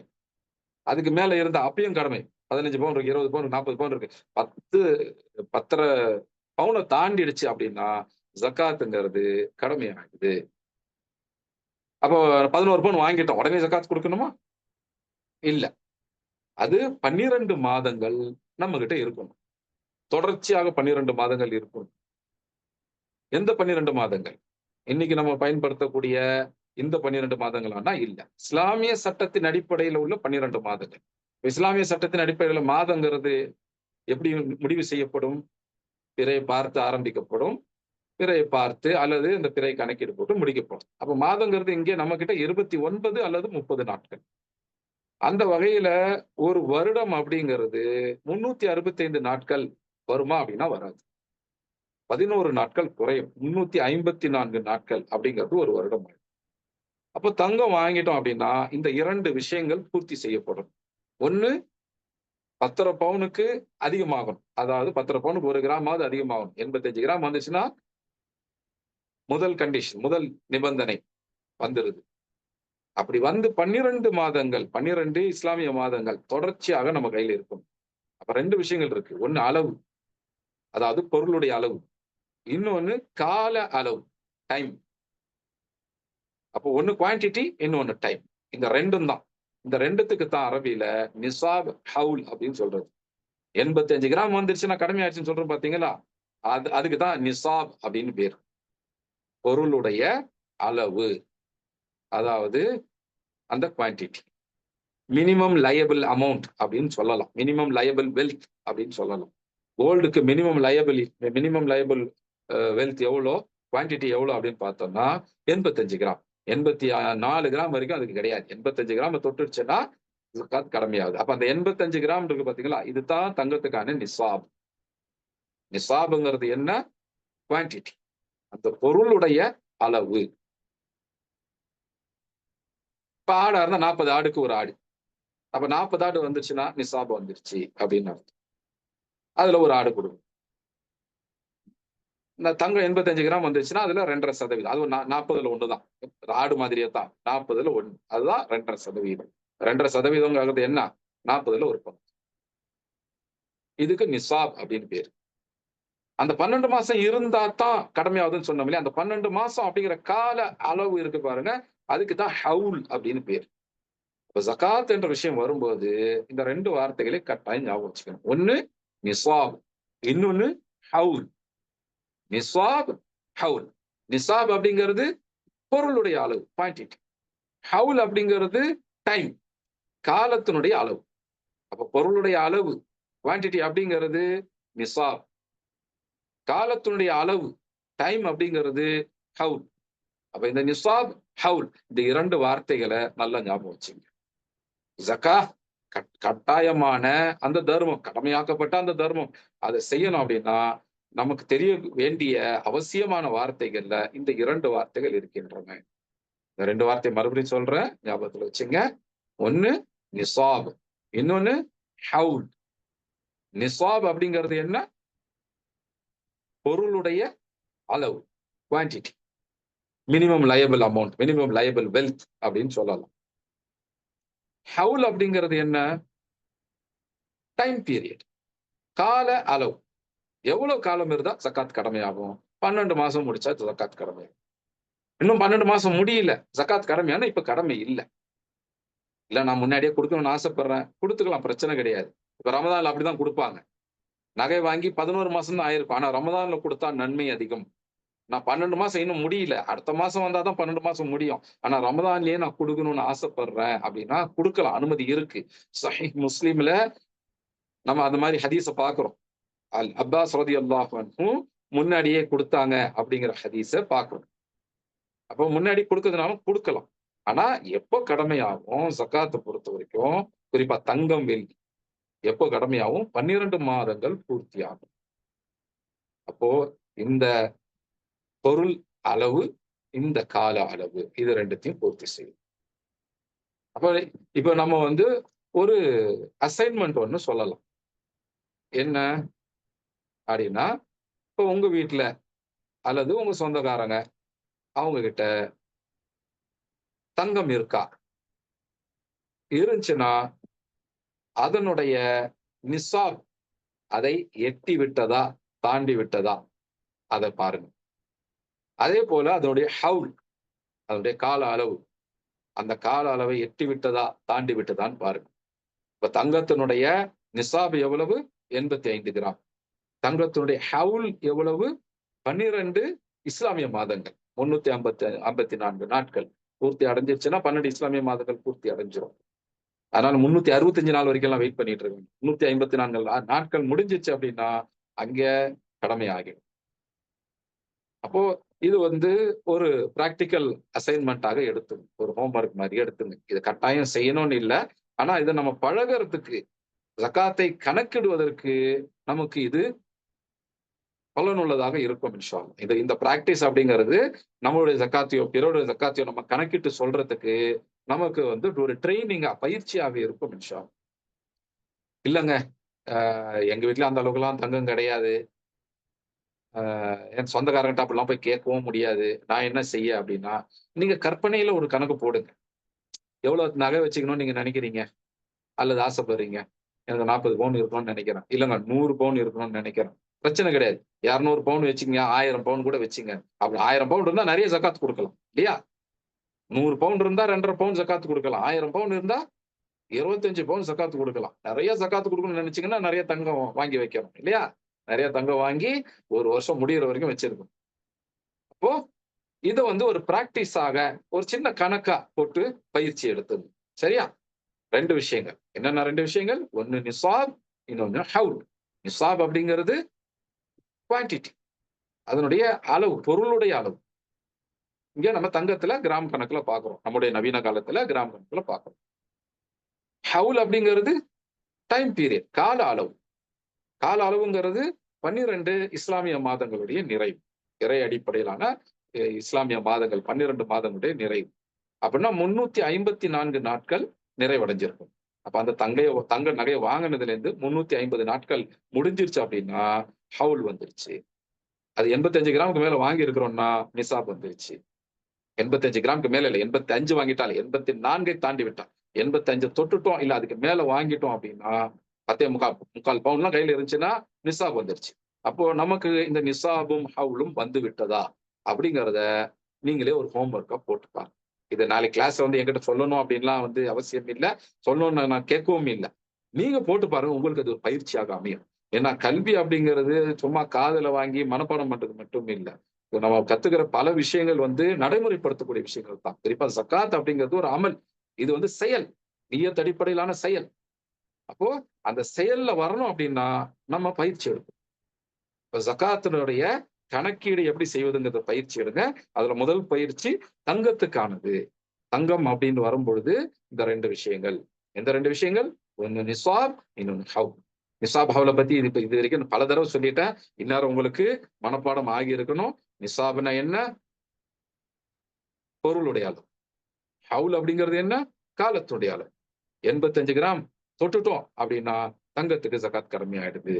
354 நாட்கள், அதாவது 12 இஸ்லாமிய மாதங்கள், பிறையடிப்பிலான மாதங்கள் தொட்டுட்டோம் அப்படின்னு முடிச்சுட்டோம் அப்படின்னா அங்கே ஜகாத் கடமையாயிடும். இந்த 2 விஷயங்கள் சேரும்போது தான் ஜகாத் கடமையாகும். அப்ப அது மாதிரி சேர்ந்துருச்சா அப்படின்னு பாருங்க. சேரலைன்னா கூட நீங்க கற்பனையா கணக்கு போட்டு பார்க்கலாம்னு போட்டு பாருங்க. போட்டு பார்த்துட்டு அல்லாஹ் கிட்ட கேளுங்க. அல்லாஹ் இந்த அளவுக்கு ஜக்காத்த நான் அடுத்த வருஷம் குடுக்கணும்னு ஆசைப்படுறேன். அப்ப அந்த அளவுக்கு நான் தங்கத்த வாங்கணும். வாங்கி சேர்த்து வைக்கணும். அது அது அத வந்து எனக்கு குடுங்க அப்படின்னு அல்லாஹ்ட்ட கேளு. அப்ப இப்ப வந்து நம்ம அல்லாஹ் கிட்ட எதுக்காக கேட்கிறோம்? ஜக்காத் குடுக்கணுங்கிற நியத்துக்காக கேட்கிறோம். உலகத்த அடையணுன்ற ஆசைக்காக இல்ல. உலகத்தினுடைய பிரச்சனைகளை தீர்க்கறதுக்கு ஜக்காத் உதவும். இன்னொரு முஸ்லிமுடைய பிரச்சனை தீர்க்கறதுக்கு ஜக்காத் உதவும். அப்ப அதற்காக அப்படி கொடுத்து என்னுடைய பொருளை சுத்தப்படுத்திக் கொள்வதற்கு, என்னுடைய நஃப்ஸை சுத்தப்படுத்திக் கொள்வதற்கு, என்னை ஈமானில் வளரச் செய்வதற்கு நான் கேட்கிறேன் அப்படிங்கிற நியத்தோட அல்லாஹ் கிட்ட துஆவும் கேளுங்க. அல்லாஹ் நான் இவ்வளவு ஜக்காத் கொடுக்கணும்னு ஆசைப்படுறேன். அப்ப அதுக்குரிய பொருளை எனக்கு கொடுங்க, பொருளாதாரத்தை கொடுங்க அப்படின்னு அல்லாஹ் கிட்ட துஆவும் கேளுங்க. இதோட நம்ம இன்றைய வகுப்பை நம்ம முடிக்கிறோம் இன்ஷா அல்லாஹ். இப்ப இன்றைய வகுப்புல நம்ம என்ன பார்த்தோம்? நேற்றைய வகுப்பினுடைய ஒரு குயிக் சம்மரி பார்த்தோம் இல்லையா? அது முழுசா கூட பார்க்கல. அதுல ஜக்காத் அப்படிங்கிற வார்த்தைக்கு மஅனா லுகவிய்யா, மொழி ரீதியான பொருள் என்ன அப்படின்னு பார்த்தோம். ஜக்காத் என்ற வார்த்தைக்கு மஅனா ஷர்ஈய்யா, ஷரியா ரீதியாக, இஸ்லாமிய சட்ட ரீதியாக பொருள் என்ன என்பதையும் பார்த்தோம். ஜக்காத் என்ற அந்த வார்த்தை இந்த அர்த்தத்தோடவே அல் குர்ஆன்ல 30 இடங்கள்ல பயன்படுத்தப்பட்டிருக்கு. அதுல 27 இடங்கள்ல சலாஹ் என்ற வார்த்தையோட சேர்த்து பயன்படுத்தப்பட்டிருக்கு. அப்ப அதன் வழியாக சலாவுக்கு அடுத்த மிக முக்கியமான கடமை ஜக்கா என்பதை புரிஞ்சு கொள்ளலாம். ரமதானுடைய நோன்பை விட முக்கியத்துவம் வாய்ந்தது நம்ம பொருள்ல ஜக்காத் கொடுக்கிறது. ஆனால் நோன்பு வைக்கக்கூடிய, தொழக்கூடிய மக்கள் பலரும் ஜக்காத்துடைய சட்டம் சரியாக தெரியாதனால அதை சரியாக நிறைவேற்றாமல் பாவிகளாக ஆகி கொண்டிருக்கிறார்கள். அப்ப அந்த பாவத்திலிருந்து நாம தப்பிக்கணும் அப்படின்னா என்ன செய்யணும்? அதனுடைய கல்வியை பெற்றுக்கொள்ளணும் அப்படின்றத நம்ம பார்த்தோம். அதே போல அதைத் தொடர்ந்து சதகா என்ற வார்த்தையினுடைய பொருளையும் அதனுடைய பயன்பாட்டையும் பார்த்தோம். சதகா அப்படின்னா தர்மம். மொழி ரீதியான பொருள் அதுதான். ஷரியா ரீதியாக அதனுடைய பொருள் என்ன அப்படின்னு பார்க்கும்போது அல் குர்ஆன்ல 3 வெவ்வேறு பொருள்கள்ல பயன்படுத்தப்பட்டிருக்கு அப்படின்றது நம்ம பார்த்தோம். அல் குர்ஆன்ல சதகா என்ற வார்த்தை ஒருமையில் 5 முறையும், அதனுடைய பன்மையில் 8 முறையுமாக மற்றும் 13 முறைகள் பயன்படுத்தப்பட்டிருக்கு. அதுல தானா முன்வந்து செய்யக்கூடிய தர்மம் என்ற அர்த்தத்துல வந்திருக்கு. கட்டாயமாக செய்ய வேண்டிய தர்மமான ஜக்கா என்ற அர்த்தத்திலும் சதகா என்ற வார்த்தை பயன்படுத்தப்பட்டிருக்கு. அதே போல இஹ்ராம் உடைய நிலையில தவறு இழைத்து விட்ட ஒருத்தர் தன்னுடைய ஃபித்யாவாக, நஷ்ட ஈடாக, பரிகாரமாக ஏழைகளுக்கு உணவளிக்கிறது அப்படின்ற அந்த விஷயமும் சதகா என்ற அர்த்தத்துல பயன்படுத்த, அந்த இடத்துலயும் சதகா என்ற வார்த்தை பயன்படுத்தப்பட்டிருக்கு அப்படிங்கிறத நம்ம பார்த்தோம். அப்ப சதக்காண்டிய வெவ்வேறு பொருள்கள் அப்படிங்கிறத நம்ம பார்த்தோம். மஹர் கூட சதூகாத் அப்படிங்கிற பெயர் மஹருக்கும் கொடுக்கப்படுது அல் குர்ஆன்ல. சூரத்து நிசா 4வது சூராவுடைய 4வது ஆயத்துல. அப்போ அந்த வார்த்தையை பார்க்கும்போது தடுமாறிட வேண்டாம். இது எந்த கோணத்துல இங்க பயன்படுத்தப்பட்டிருக்குங்கிறத புரிஞ்சுக்கிட்டா நம்ம வந்து தெளிவாயிடலாம். இது தானா முன் வந்து கொடுக்க வேண்டிய அந்த வாலண்டரி சேரிட்டியா, அல்லது கட்டாயமா கொடுக்க வேண்டிய அந்த ஆப்ளிகேட்டரி சேரிட்டியா, ஜக்காத்தா அப்படிங்கிறத புரிஞ்சுக்கணும். அல்லது ஃபித்யாவா இஹ்ராமுடைய நிலையில கொடுக்க வேண்டிய நஷ்டஈடான்னு புரிஞ்சுக்கணும்னா, அந்த ஆயத்துல வரக்கூடிய விஷயங்கள படிச்சு பார்த்தாலே புரிஞ்சிரும். கூடுதலாக தெளிவுபடுத்தணும்னா, அந்த ஆயத்துக்கு முன்னாடி உள்ள ஆயத் பின்னாடி உள்ள ஆயத்த படிச்சாலே தெரிஞ்சிரும். இன்னும் உறுதியான விளக்கம், தெளிவான விளக்கம் வேணும்னா, உறுதியா முடிவு செய்யணும் அப்படின்னா, இது சம்பந்தமான ஹதீஸுகள பார்த்தாலே புரிஞ்சிரும். சரிங்களா? இது சதக்கா அப்படிங்கிறத பத்தி பார்த்தோம். அதுக்கு அடுத்தது நம்ம என்ன பார்த்தோம்? ஜக்காத்தினுடைய விஷயங்களுக்குள்ள போகலாம் அப்படின்னோனே, அதுக்கு உள்ள தேவையான வார்த்தைகள முதல்ல நம்ம புரிஞ்சுக்கணும். எந்த ஒரு விஷயத்தையும் நம்ம புரிஞ்சுக்கணும் அப்படின்னா, அது சம்பந்தப்பட்ட அல்ஃபால், அது சம்பந்தப்பட்ட வார்த்தைகள், வொக்காபுலரி நமக்கு முதல்ல புரியணும். அதனுடைய அந்த வொக்காபுலரி, அந்த வார்த்தைகள் அ நம்ம புரிஞ்சுக்கிட்டோம். அதனுடைய டெக்னிக்கல் டெர்ம்ஸ், அந்த துறை சார்ந்த அ அந்த வார்த்தைகள், அத நம்ம சரியா புரிஞ்சுக்கிட்டோம் அப்படின்னா, அந்த விஷயத்தை தெளிவா புரிஞ்சுக்க முடியும். இப்ப தொழுகைன்னா தொழுகைக்கு வார்த்தைகள் இருக்கு. கிபிலா அப்படின்ற வார்த்தை இருக்கு. கிபிலான்னா என்ன? தொழுகையில் முன்னோக்க வேண்டிய திசை. வக்த் அப்படின்னு சொல்லுவான். வக்த்னா என்ன? பொதுவா டைம். தொழுகையில தொழுகைக்கான நேரம். அப்ப அந்த மாரி இருக்கு. உதுன்னா என்ன? தொழுகைக்கு முன்னாடி உடம்ப சுத்தப்படுத்திக்கிறது. அது வந்து இப்படி இப்படி பண்ணணும்னு ஷரியாவுல சட்டம் இருக்குது அப்படின்னு இருக்கு. இது வந்து தொழுகைக்கான வார்த்தைகள். அதே போல ஜக்காஹ் அப்படின்னு வரும்போது, ஜக்காஹ் உடைய வார்த்தைகள தெரிஞ்சுக்கணும். அந்த முதல்ல ஜக்காத். அது வந்து ஜகாத் அப்படின்னு நம்ம வந்து பழக்கத்துல சொல்றோம். அது வந்து நம்ம ஊர் பழக்கம். தமிழ்ல, உருதுல இந்த மாரி பல மொழிகள்ல என்ன செய்வாங்க, கடைசியில அப்படிங்கிறதோட முடிஞ்சுச்சுன்னா, சேர்த்து படிக்கும்போது என்ன செய்வோமோ, அத பொதுவா பேச்சு வழக்குல கொண்டு வந்துரும். உதாரணத்துக்கு, சுன்னஹ் அப்படிங்கிற வார்த்தை இருக்கு. நம்ம அத எப்படி சொல்றோம்? சுன்னத் அப்படின்னு சொல்லிருவோம். அதே போல ஜன்னஹ் அப்படிங்கிற வார்த்தை இருக்கு. ஜன்னன்னா என்ன? சொர்க்கம். ஜன்னா அப்படின்றத நம்ம எப்படி சொல்றோம்? ஜன்னத் அப்படின்னு சொல்லிருவோம். அதே போல தான் பித்அஹ் அப்படிங்கிற வார்த்தை இருக்கு. நம்ம எப்படி சொல்றோம்? பித்அத். பித்அத்னா என்ன? மார்க்கத்துல இல்லாத விஷயங்கள புதுசா கொண்டு வர்றது. மார்க்கத்துல அடிப்படை இது இல்லாத விஷயங்கள புதுசா கொண்டு பித்அத். அதே போல தான் ஜக்காத். ஜக்காத் அப்படிங்கிறத ஜகாத் அப்படின்னு அந்த ஹாவை இத்தாக ஆக்கிறோம். ஜக்காத். ஆனா அத அரபில தனியாக அந்த வார்த்தையை சொல்லும்போது ஜக்காத் அப்படின்னு தான் சொல்லுவோம். அதே போல தான் சதகா, சதகத் அப்படின்னு சொல்லுவாங்க. இல்ல இப்ப இங்க பழக்கத்துல சதகான்ற வார்த்தையுமே இருக்குது. சதகா, ஜக்காத் அதுதான் அந்த வார்த்தை. பேச்சு வழக்குல ஜகாத்துன்னு நம்ம சொல்லுவோம். அது வந்து சேர்த்து சொல்லும்போது தான் ஜக்காத்துன்னு வரும். உதாரணத்துக்கு ஜக்கா அல் ஃபித்ர் சேர்த்து சொல்லும்போது ஜக்காத்துல் ஃபித்ர் அப்படின்னு சொல்லுவோம். தனியா சொன்னா ஜக்காத். சரியா? அப்ப நான் ஜக்காஹ்ன்ற வார்த்தைய தான் தொடர்ச்சியா பயன்படுத்த போறேன் இன்ஷா அல்லாஹ். ஜக்காஹ் அப்படின்னு சொல்லும்போது, நான் தப்பா சொல்றேன் அப்படின்னு சொல்லி சிலர் நினைக்கலாம். அது தப்பா சொல்லல. அரபில அது அந்த வார்த்தை ஜக்காஹ். நம்ம ஊர்ல பேச்சு வழக்குல ஜகாத் அப்படின்னு ஒரு இத்து போட்டு நம்ம சொல்றோம். ஆனா அந்த வார்த்தை வந்து ஜக்காத். அது வந்து இன்னொரு வார்த்தையோட சேரும்போது தான், இந்த ஜக்கான்ற வார்த்தைக்கு அடுத்தது இன்னொரு வார்த்தை வரும்பொழுது தான், அந்த இத்துங்கிற அந்த ஒலி, ஓசை அப்படிங்கிறது வரும். உதாரணத்துக்கு செல்வத்துல ஜக்காத்து குடுக்கணும். ஜக்காத்துல் மால் அப்படின்னு நம்ம சொல்லுவோம். அப்பதான் அந்த இத்துன்ற ஒரு ஜக்காத் அப்படிங்கிறது வரும். ஃபித்ர் ஈதுல் ஃபித்ர் அன்றைக்கு, நோன்பு பெருநாள் அன்றைக்கு நம்ம வந்து ஃபித்ரா குடுக்குறோம் அப்படின்னு சொல்றோம் இல்லையா? அதுக்கு வந்து ஃபித்ரான்ற வார்த்தை நம்ம ஊர்ல பழக்கம் இருக்கு. உருது பேசும் மத்தியில ஃபித்ரி அப்படின்னு சொல்லுவாங்க. ஆனா உண்மையில வந்து அதுக்கு என்ன பேரு? அல் ஃபித்ர் அல்லது சதகத்துல் ஃபித்ர் அல்லது ஜகாத்துல் ஃபித்ர் என்ற வார்த்தை பயன்படுத்தும். ஆக ஜக்கா இந்த வார்த்தையை நம்ம வந்து பார்த்தோம், புரிஞ்சுக்கிட்டோம். சதக்கான்ற வார்த்தையை பார்த்தோம், புரிஞ்சுக்கிட்டோம். அதுக்கு பிறகு வந்து தங்கம், அதே போல இன்னும் சில விஷயங்களுக்கு ஜக்கா கொடுக்கணும் அப்படின்னா, இந்த 2 வார்த்தைகள் நம்ம கட்டாயம் தெரிஞ்சுக்கணும். எந்த 2 வார்த்தைகள்? நிசாப் ஒண்ணு, ஹவுல் ஒண்ணு. இந்த வார்த்தைகள் நம்ம மறுபடியும் பார்ப்போம். அப்ப இந்த வார்த்தையோட அர்த்தத்தை இன்னும் கொஞ்சம் கூடுதல் விவரங்களோட இன்ஷா அல்லாஹ் பார்ப்போம். இப்போதைக்கு இந்த 2 வார்த்தைகள ஞாபகம் வச்சுங்க. நிசாப் அப்படிங்கிறது அந்த பொருளுடைய அளவு, குவான்டிட்டி. ஹவுல் அப்படிங்கிறது அந்த பொருளுடைய கால அளவு. அது வாங்கி எவ்வளவு காலம் ஆச்சு அப்படிங்கிறது இருக்கு. இப்ப தங்கத்தை பொறுத்த வரைக்கும் நிசாப் எவ்வளவு? 85 கிராம் தொட்டுடுச்சுன்னா ஜக்காத் கடமையாகும். சரி வாங்கும்போது 85 கிராம் வந்து வாங்கிட்டோம், அல்லது அதுக்கு மேல வாங்கிட்டோம். இப்ப உடனே ஜக்காத்து கொடுக்கணுமானா இல்ல. தங்கத்தை பொறுத்த வரைக்கும் 12 இஸ்லாமிய மாதங்கள் பூர்த்தியாகும். அந்த கால அளவுக்கு தான் ஹவுல் அப்படின்னு பேர். இப்போ நிசாப், ஹவுல் இந்த 2 வார்த்தைகளை நம்ம கத்துக்கிட்டு இருக்கிறோம். இப்ப அதன் அடிப்படையில உங்களுக்கு ஒரு ஜக்காத்தை கணக்கிடுவதற்கான பயிற்சி அப்படின்னு உங்களுக்கு ஒண்ணு சொல்லியிருக்கிறேன். உங்ககிட்ட எவ்வளவு தங்கம் இருக்கு அப்படின்னு பாருங்க. இல்ல உங்க வீட்டுல இருக்கிறவங்கள்ட்ட எவ்வளவு இருக்குதுங்கிறத பாருங்க. அப்ப உங்களுக்கு ஜக்காத் எவ்வளவு கடமையாகுது அப்படிங்கிறத கணக்கிடுங்க. இல்ல எங்களுக்கெல்லாம் அவ்வளவு தங்கம்லாம் இன்னும் இல்ல அப்படின்னா, சரி எவ்வளவு ஜக்காத் குடுக்கணும்னு ஆசைப்படுறீங்க? என்கிட்ட 100 பவுண்ட் இருந்தா எவ்வளவு குடுப்பேன்? 150 பவுண்ட் இருந்தா எவ்வளவு குடுப்பேன்? அப்படின்னு நீங்களே ஆசைப்பட்டு, இப்ப 150 பவுண்ட் வாங்கிட்டேன். எனக்கு எவ்வளவு ஜக்காத் கடமையாகும்? அப்படின்லாம் கணக்கு போடுங்க. அப்ப நமக்குள்ள ஜக்காத் குடுக்கணும்ன்ற ஆசை வரும். அதைத் தொடர்ந்து அல்லாஹ் கிட்ட துஆ செய்யுங்க. அல்லாஹ் நான் இவ்வளவு ஜக்காத் குடுக்கணும்னு ஆசைப்படுறேன். நான் வருஷத்துக்கு ஒரு 25 பவுண்ட் குடுக்கணும்னு ஆசைப்படுறேன். அப்ப அந்த அளவுக்கு எனக்கு செல்வத்தை குடுங்கன்னு கேளுங்க. 25 பவுண்ட் ஜக்காத்தா குடுக்கணும்னா தங்கம் நம்மகிட்ட எவ்வளவு இருக்கணும்? 1000 பவுண்ட் இருக்கணும். இல்லையா? ஆமா. அப்ப அல்லாஹ் கிட்ட கேளு. சரியா? சரி. அதோட சேர்த்து இன்னைக்கு நம்ம இந்த வகுப்ப முடிவு செய்றோம். இன்னைக்கு பார்த்தது இதுதான். ஜக்காத்னா என்ன? சதகான்னா என்ன?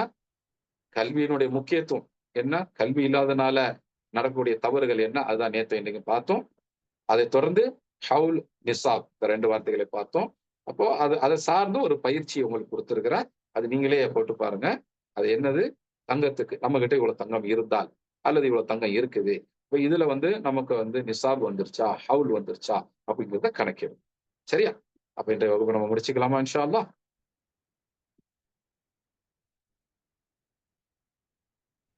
ஓகே. இது சம்பந்தமா கேள்விகள் எதுவும் இருந்தா குறிச்சு வச்சுங்க. நான் ஏற்கனவே சொன்னது போல, இந்த வகுப்பை அ ஏற்பாடு செய்யக்கூடிய அந்த அந்த சகோதரருக்கு உங்களுடைய கேள்விகளை நீங்க டைப் பண்ணியோ, இல்ல வாய்ஸ் நோட்டாவோ பேசியோ அனுப்பி விடுங்க.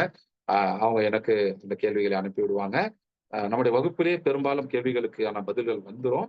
ஒருவேளை கேள்விக்கான பதில் வகுப்புல வரல அப்படின்னா, வகுப்பெல்லாம் முடிச்சு கடைசியில இன்னும் ஒரு ப 16, 17 நாட்களுக்கு பிறகு, அந்த கேள்விகளுக்கான பதில்களுக்கென்று மட்டும் தனி வகுப்புகள் இதனுடைய தொடர்ச்சியாக நடக்கும். ஏற்பாடு செய்யப்படும் இன்ஷா அல்லாஹ். ஜஸாக்குமுல்லாஹ் ஹைரா. இந்த வகுப்பை முடிச்சுக்குவோம். இன்ஷா அல்லாஹ். سبحانك اللهم وبحمدك أشهد أن لا إله إلا أنت أستغفرك وأتوب إليك. السلام عليكم ورحمة الله وبركاته.